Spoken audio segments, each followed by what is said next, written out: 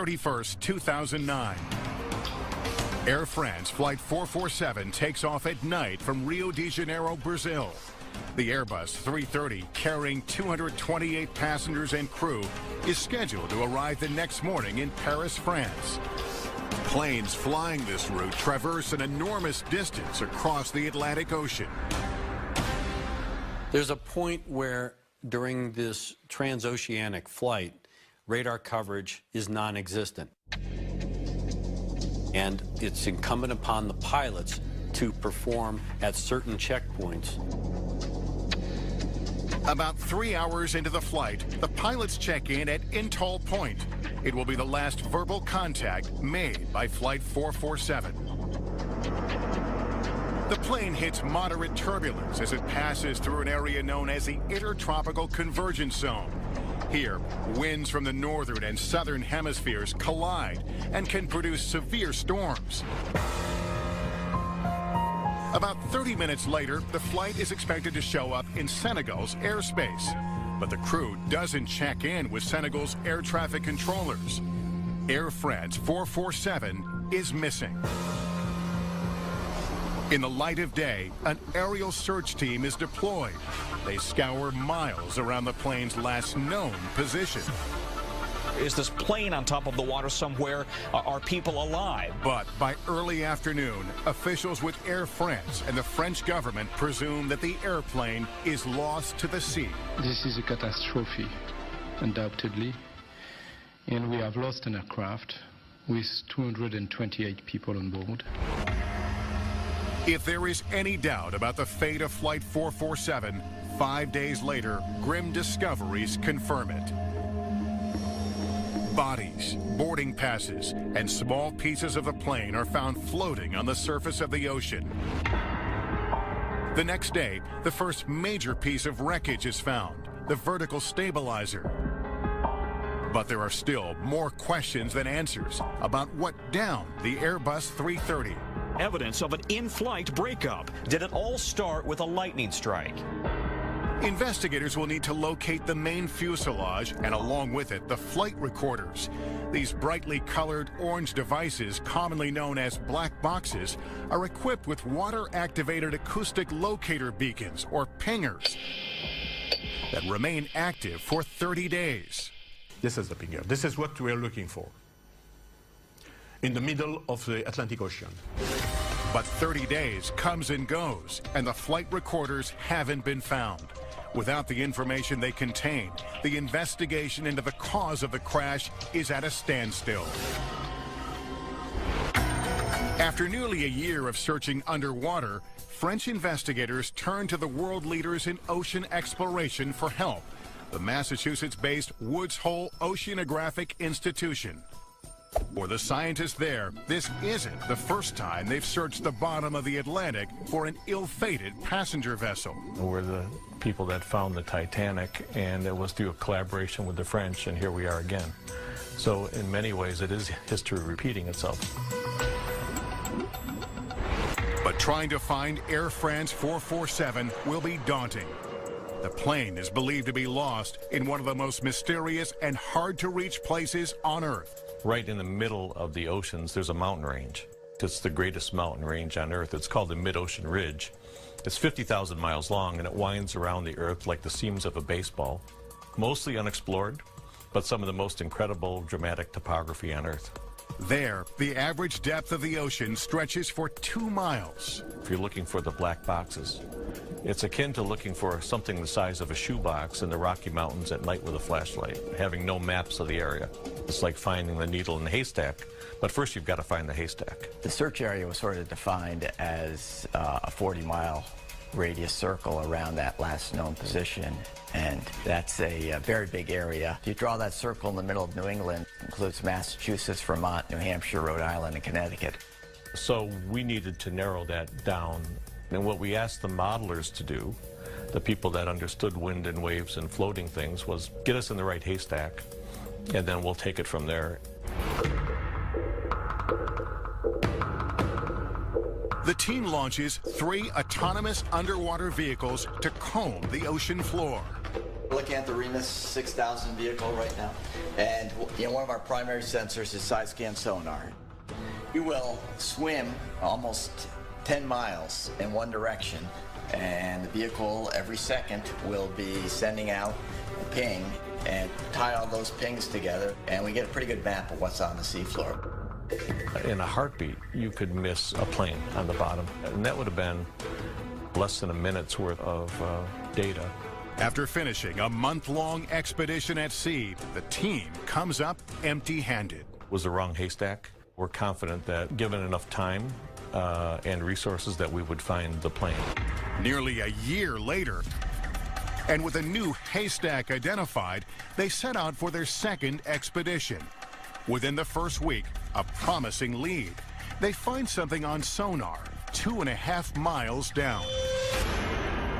A smudge on the seafloor that didn't look like it belonged there. It's about 200 meters wide, 600 meters long. We got the vehicles back on board. We reprogrammed one to go back to that site and use our cameras to take pictures over the site. There was no doubt when those first images came back that was the aircraft. There were the landing gear, the engines, and other bits of the aircraft. There were bodies still on the seafloor, which was not something we were prepared for. It's not something that we thought could ever happen, that years afterwards there'd still be human remains on the seafloor. The whole emotional part of this expedition just brought us to a place that we'd never been to before. 104 bodies are recovered along with the wreckage. A few weeks later, and nearly 2 years since the crash, French investigators locate what they have been desperately hoping to find: the flight data and cockpit voice recorders. Air France 447 disappears over the Atlantic outside the reach of radar. No witnesses, no mayday. It takes nearly 2 years for the wreckage to be found at the bottom of the ocean. After downloading the information on the flight data and cockpit voice recorders, investigators began to unravel just what happened on board the Airbus 330. 447 was in normal cruise at 35,000 feet. Autopilot was engaged, auto throttles were engaged in routine event. About 3.5 hours into the flight, the captain leaves the cockpit to take a break, trading places with one of the two co-pilots. The plane is experiencing some light turbulence as it flies through the volatile intertropical convergence zone.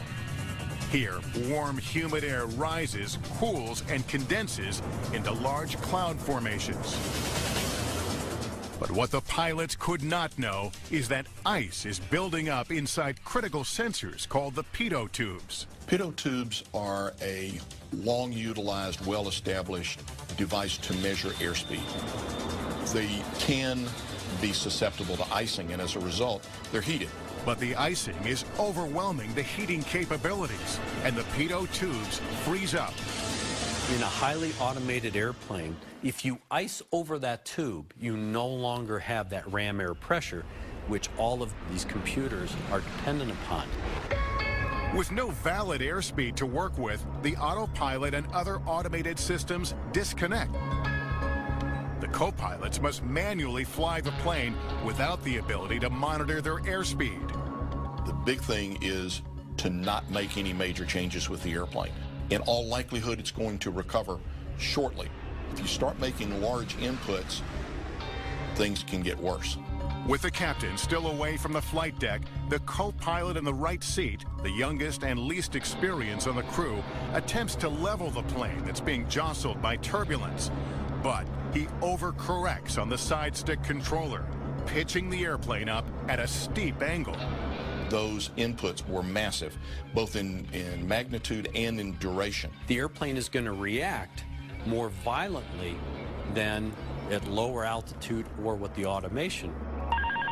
The stall warning sounds twice in the cockpit. Stall. The airspeed indications have been invalid for less than 30 seconds, and now they're coming back online. But in that time, the flight has destabilized, and the aircraft is rapidly climbing at a rate of 7,000 feet per minute. Things get confusing quickly because you look wow, look at all this airspeed I have. But yeah, you've got airspeed, but you have no lift. Airflow over the wing is ultimately critical for generating lift and supporting the weight of the airplane. So you can pitch the nose of the airplane up, but the airplane will fall out of the sky because the wings are incapable of generating enough lift. The pilot wasn't monitoring his altitude, really didn't know that he was at 38,000 feet. As the airplane reached its maximum altitude, it can't climb any higher. And if they stall it, there's not a lot of air to work with at that kind of altitude. The wings lose lift and the airplane stalls. It begins to free fall, descending steeply at 10,000 feet per minute. But there is confusion in the cockpit. The pilots don't realize that the plane has stalled. Lowering the nose is the appropriate and only appropriate action that a pilot must take. Reattachment of airflow over the wings, get the wings producing lift, and then fly out of the stalled condition. But the co-pilot in the right seat does the opposite, continuing to pull up. This is the last thing that you would want to do. This is very counter to the training received. Why this occurred, it's one of the great mysteries of 447. The co-pilots have been trying to reach the captain since the autopilot disconnected. It takes 90 seconds before he returns to the flight deck. They didn't brief the captain and tell him, this is what's happening. We don't have control of the airplane. They lacked then the capability of that entire team to problem solve it together. The captain also fails to recognize that the plane is in a stall. It has been plummeting for nearly 3 minutes. Recovery should be easily attained within 10 to 15 seconds. So the idea of it being 3 minutes in a stalled condition is extremely long. In the final minute, the cockpit voice recorder may reveal the captain realizing that the co-pilot has been pitching up, causing the plane to stall. But I've been at max nose up for a while. No, don't climb. In an aircraft with a side stick controller, you may not notice this slight motion. It doesn't take a lot. So it is possible that you could have a full aft stick input and the other crew members don't notice it. The airplane is only seconds from hitting the ocean. The passengers really probably didn't understand what the gravity of the situation was. They only knew, possibly, that they were entering an area of turbulence. Air France 447 smashes down belly first into the Atlantic, killing everyone on board. Autopsies of the victims reveal compression fractures of the spinal column and pelvis, injuries compatible with a seated person hitting the surface of the water at high vertical speeds. It's still unclear why the pilots did not recognize that the plane had stalled, despite the audible stall warning that at one point sounded for 54 continuous seconds. It may have been that it became a nuisance warning because they had heard it intermittently before. They didn't know if it was valid or not, and they decided to disregard it, but we'll never know. They never discussed it. The official French investigative report states that a phenomenon called the startle effect may have played a role. It's similar to walking into a room that's dark and somebody jumping out and saying boo. It's that instantaneous, scare, if you will. Okay, the autopilot's off. Why is it off? What do I need to do? And now you're having to process all this information in a very compressed timeline. Human beings, when they're very, very, very focused on one task, things will drop out. Oral inputs are one of the first to go. So this is consistent with this pilot not hearing, therefore not responding to the stall warning.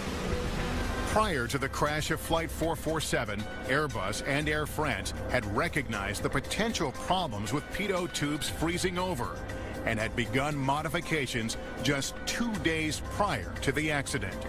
The official report maintains that improving pilot training, including exercises dedicated to manual aircraft handling, is the key lesson of Flight 447. You had professional pilots who'd gone through professional pilot training, but none of these pilots had ever been trained to fly the airplane manually at high altitude with these levels of sensitivity.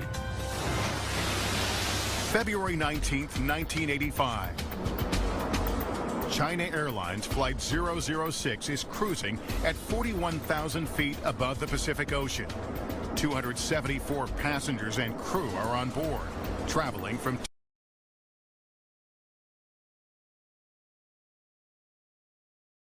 Taiwan to Los Angeles. It was my birthday, and my friend told them that, you know, his birthday, so let's celebrate up in the air. And so that's what we did. And we just kept drinking, bringing champagne, singing happy birthday. 10 hours into the journey, the crew notices a sudden loss of thrust in the Boeing 747's number 4 engine. The normal procedure is if you lose an engine, you're going to have to come down. The crew must descend to 30,000 feet where the air is denser so they can try to restart the engine. Instead, the captain asks the flight engineer to try to restart engine number 4 while they're still at 41,000 feet. The restart attempt fails, and the continued loss of thrust begins to slow the airplane down. But that's not the only problem. If you have the failure of one engine, you now have an asymmetrical or unbalanced power, and the airplane will tend to want to roll toward the failed engine because there's more power being produced on the other wing. The airplane is rolling to the right toward engine 4. The first corrective action is to apply rudder to balance it. Switch the autopilot off, make the corrections, and then you could re-engage the autopilot. The autopilot doesn't use the rudder, it uses the ailerons, which are the little flaps on the ends of the wings. But the ailerons aren't enough to correct the roll. The captain is preoccupied with a problem in engine 4 and continues to keep the autopilot engaged. It's similar to your car. You can only turn your steering wheel so much and then you come to a stop. That's what happens in an airplane. The autopilot can only roll those ailerons in so much, and then it comes to a stop and says, I can't do this anymore because I can't move the ailerons anymore. You need to do something else to stop this roll. It's been more than 3.5 minutes since the failure in engine 4. The captain disengages the autopilot. The crew knows the plane is banking right, but they don't realize just how much it is already rolled. The confusion on the flight deck on that airplane was extreme. They were in clouds, so they didn't have a way to look out and see a natural horizon. They were dependent on the instruments. And in that particular instance, the pilots would have been looking at their ADI, which is their artificial horizon that shows the level of the wings compared to the horizon. When the crew, the captain, looked at his ADI and saw an attitude on the indicator that was not what he expected, he thought that the instrument had failed. So when they decided not to believe their instruments, then they're left without any ability to tell which way up they are. There was nothing wrong with their instruments. Their instruments were showing correctly what the airplane was doing. The airplane has rolled more than 60 degrees to the right. The nose pitches down, and the plane enters a nosedive. I just heard a very loud noise from the airplane. So due to our training and my instinct, I just immediately ducked down and grabbed the nearest chair arm. Eventually, the airplane is almost vertical as it descends very rapidly and at very, very high speeds toward the Pacific. China Airlines Flight 006 is crossing the Pacific when it loses thrust in one of its engines, causing the airplane to roll to the right. The crew is preoccupied with restarting the engine and fails to disengage the autopilot and manually straighten out the plane. When they finally disengage it, the airplane is in a dangerous position, having rolled much more than the crew realizes. The Boeing 747 begins plummeting toward the ocean.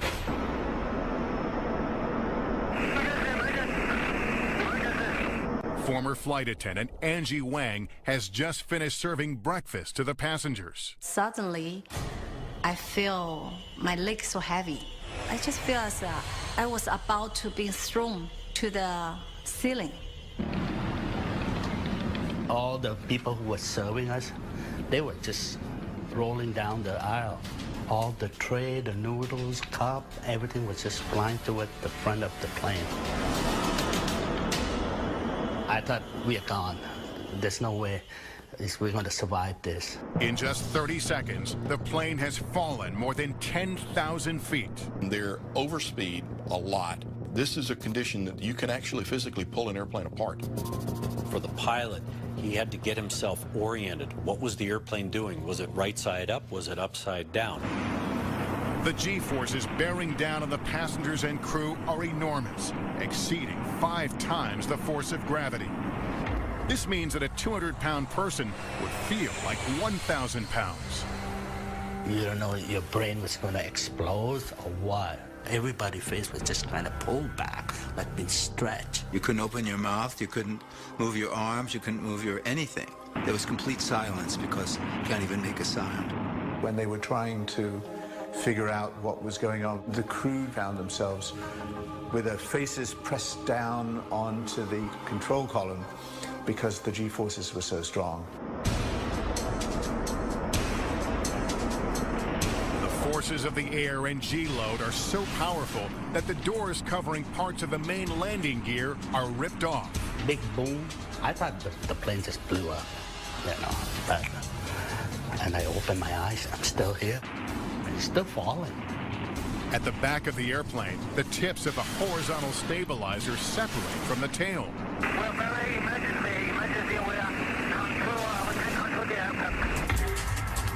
They have fallen another 20,000 feet in less than 2 minutes. The airplane breaks through the cloud layer, and by chance, it's oriented right side up. Now they had a natural horizon to work with. They could look out the windshield and see which way was up, which way was down, and which way was wings level. But there's only 11,000 feet left between the airplane and the ocean. I can see the water. The waves break. It's getting bigger and bigger and bigger, like you have a magnifying glass. I just scream from my mind. I say, God help me. The crew pulls up hard on the control column, and using the horizon, they try to level out the airplane, but they're still losing altitude. It felt like forever, but then it just stopped. Right after I call God, the sound disappeared and the pressure dropped down. Finally, after falling more than 30,000 feet in less than 2.5 minutes, the nose begins to pitch up, and the airplane levels out at 9,500 feet. The captain used very artful flying to recover the aircraft from a bad situation. Unfortunately, it was that same pilot who put the airplane into that bad situation. Flight 006 is no longer in a nosedive, but they are not out of danger. The crew realizes that with drag from the landing gear, they won't have enough fuel to make it to Los Angeles. Instead, they'll try to make it to San Francisco. They didn't know how much damage was done. Certainly in the back of their mind is, are the flight controls going to work on approach into San Francisco? Questions like that which would unfold as they got closer. Are we going to make it? It's still an hour and a half away. It's a long way to go. Now, at a lower altitude with denser air, the crew is able to restart Engine 4. Inside the cabin, the G-forces have taken a toll on the passengers. Many have sustained injuries. My back went out as a result of being pushed inside of a plane. People was just throwing up or going to the bathroom in their clothes, in their seat. It's a horrible smell. The crew prepares to make an approach into San Francisco International Airport. But the airplane is damaged, and the crew doesn't know if it's capable of landing safely. The people on top of the tower with binoculars, they're all checking the landing gear. If anything was missing or anything is broken. And I looked out the window, and there were ambulances and fire trucks and everything on each side of the landing strip. It touches down on the runway, and the landing gear holds the massive weight of the Boeing 747. I was excited. I'm still alive, especially on my birthday, when we got out the plane, that's when I look up and the stabilizer were gone, about 10 feet of each side, wire hanging, big hole underneath the landing gear. The plane's wings are also bent up 2 inches from the aerodynamic forces. They're very fortunate that the airplane was so well built, so well designed, that even during this extreme maneuver, the airplane stayed together. When we met Captain in front gate, he just told us, you barely escaped dying. I was in a fog of just being grateful that I'm here. We have another opportunity. And I hugged my kids and my wife. If the crew hadn't recovered Flight 006 from its nosedive, given their rate of descent, they would have collided with the ocean in 30 seconds. The captain, he's fortunate that he had 30,000+ feet to recover this high-speed dive, because had this happened at 20,000 feet, he may not have had enough altitude before the aircraft struck to affect the full recovery. The NTSB investigation determines that the captain's decision-making abilities could have been impaired by monotony, boredom, and fatigue. Jet lag pilots go across lots of time zones. Their sleep patterns are disrupted. There are studies that equate it to a blood alcohol level as far as impairment. So with a very fatigued pilot, you're going to have a performance degradation. The question is not if, the question is only in severity. Investigators believe that despite the malfunction of engine number 4, the cause of the accident was the captain's preoccupation with the engine problem, his failure to monitor flight instruments, and his over-reliance on the autopilot. On a 4-engine aircraft with the loss of 1 engine, that is not a catastrophic event or even an emergency event if it is controlled properly and it is handled by all the crew members. Automation is a great tool for pilots, but then it reaches its limit like anything else. Now it's up to you, the human, to fix this problem. February 25th, 2009. 135 passengers and crew are on board Turkish Airlines Flight 1951, traveling from Istanbul to Amsterdam. Sisters Hajar and Jihad Al-Riashi are seated in an emergency exit row. When they said that we are approaching Amsterdam, we kind of woke up, we fastened our seatbelts. I remember taking my glasses, putting them on my nose and looking outside, and I saw the ground coming towards us very fast.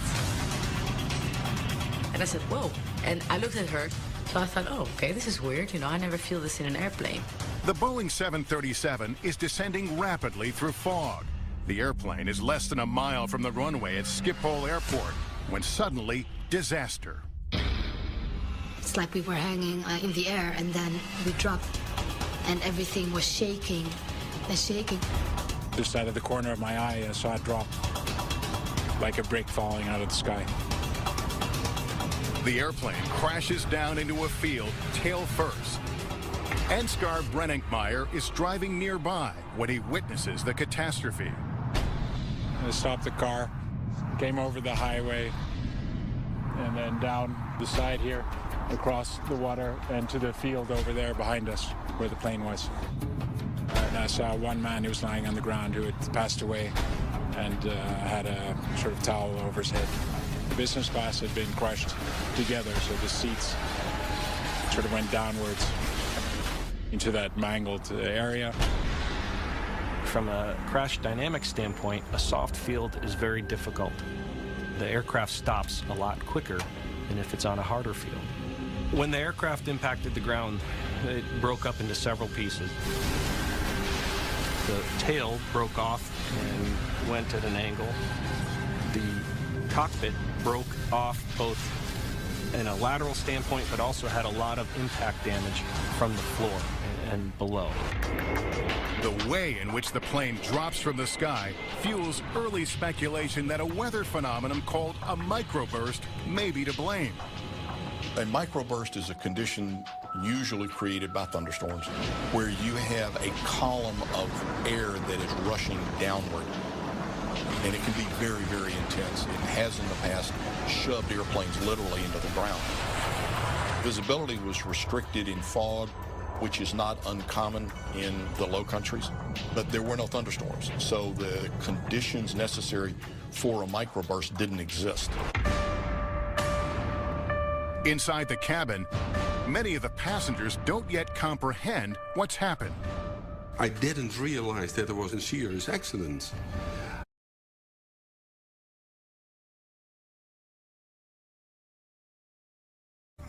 That the pilots has made very hard landing.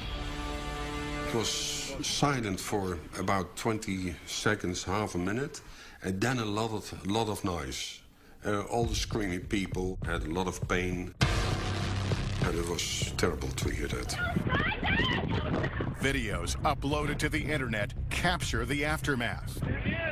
I sat in my chair waiting for the sign that we can take our seatbelts off and that we can get out. So I waited and waited, but I stared in front of me. I don't know if it was like a shock. I looked up and looked around me, and it was very dusty, and it smelled as if you left the iron on for quite a long time. So it was a sort of burning smell. And I was like, I have no idea what happened. But there's something wrong and we need to get out. And I looked on my right side and I saw Jihad just staring in front of her. So I looked at her and I shook her. I said, Jihad, wake up, something happened, we need to get out. And she looked at me and I said, open the door. And she was trying to get the door but she had her seatbelt on, so you could see that she was struggling to get up. And I really didn't understand. And she had this panic in her voice that I thought, okay, something is wrong, because she's acting very weird. She knows things that I don't know. And then she screamed again. What is wrong with you? Stand up, get out, get out. Disoriented, the sisters and other passengers climbed to the emergency exit and onto the wing of the airplane. I stood on the wing, and when I stood up, I felt pain in my belly. It was very painful. And I thought, what is this? I was just grabbing my hand because I had an injury. It was underneath my clothes, but I said, you know what, I don't dare to look. As we were walking down the wing, and the moment we had to jump, we were like, oh my God, this is quite high. We jumped. And then I said to her, we need to go, we need to run. Because if something happens, if it explodes, we need to run, we need to be safe. And she said, run, can you run? I said, yeah, and I talked strange. I noticed myself talking like this, that I couldn't breathe. I said, yes, I can run. And she said, then run. Videos uploaded to the internet capture the devastation. After evacuating the airplane, sisters Hajar and Jihad Al-Riyashi are gripped by shock. My sister said, we need to call our relatives. I said, where's the phone? She said, in the airplane. So she said, you know what, I'm going back. I said, what? No, and I couldn't really speak. And I thought, how stupid can she be? We still smell kerosene, there could be a fire, she's going back in the airplane. I got there on the wing and walked slowly towards the emergency exit. I got in again and I looked around. I was going into the cabins to get all my stuff. And then I heard a voice again, and I looked at her, and she was standing on the wing. And she said, I have all our stuff. And I thought, she's really gone crazy. And I think I was in kind of a shock because I was saying things that didn't make any sense. If somebody would ask me, hey, if an airplane crashed, would you go back? I would say, no, of course not. But I did something that I shouldn't have done. The sisters are treated for minor cuts and bruises. 9 people are killed, and nearly everyone on board suffers injuries. Many are serious. All 3 flight crew members were fatally injured. The 5 passengers were all in the forward part of the aircraft in the first class section. There was one other fatality of a flight attendant in the aft part of the aircraft where it broke apart. Most of the injuries were either broken legs or broken backs. And the surprising thing was that the people with broken backs could walk out of the plane, but then could no longer walk after the sort of first shock wore off. The plane is destroyed, but the scattered pieces give investigators their first clues as to what happened.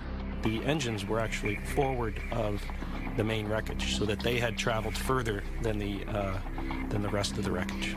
To us, it could indicate that the engines were producing power. The engines appear to have been functioning, but not much else is known. Trying to decipher what did happen, investigators locate the flight data and cockpit voice recorders. When they download the critical information, it reveals a dangerous chain of events on board Turkish Airlines Flight 1951.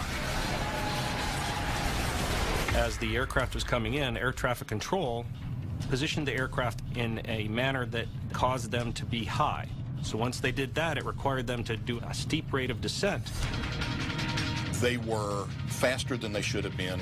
They were a little higher than they should have been. Air traffic control turned the airplane in pretty close to the runway, so they were descending quickly. They extended the landing gear and started configuring the airplane to land, knowing that they needed to slow down.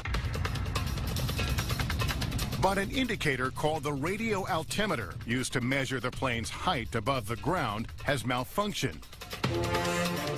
It's showing that the plane is on the ground when it's actually still 2,000 feet in the air.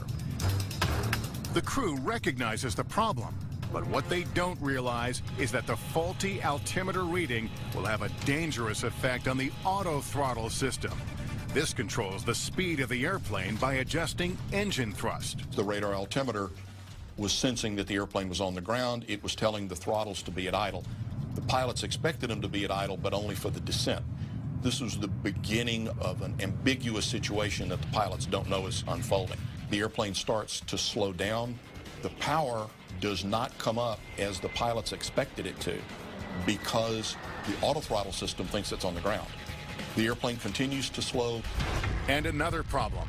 The plane is nearing the runway, but the crew isn't finished prepping for landing. They didn't have the final flap selections made, and they were still running the before landing checklist. Consequently, a go-around was required by their operations manual, yet they didn't do that. So all those things that they were doing at that time was taking them away from actually monitoring their airspeed and altitude. Inside the cockpit, the stick shaker warning activates, telling the pilots that the airplane is about to stall. I think the stick shaker actually caught him by surprise. The trainee first officer did exactly what he was trained to do. Pushed the power up, lowered the nose. But the captain understandably said, I don't know what's going on here. I want control of the airplane because I've got so much more experience. Neither the trainee first officer nor the captain disengaged the autothrottle system. The result of not following that disengagement was that the autothrottle system drove the power back to idle. With no thrust to the engine, the airplane is losing too much airspeed. It takes 9 seconds from the stick shaker warning for the captain to realize that the throttles are in idle. When he does, he pushes them to full thrust. But it's too late. By the time they realized what was occurring, the airplane went into an aerodynamic stalled condition and literally fell out of the sky a mile short of the airport. The plane shatters on impact into 3 pieces. The accident leads to significant changes in the industry. A recommendation was made to improve the reliability of the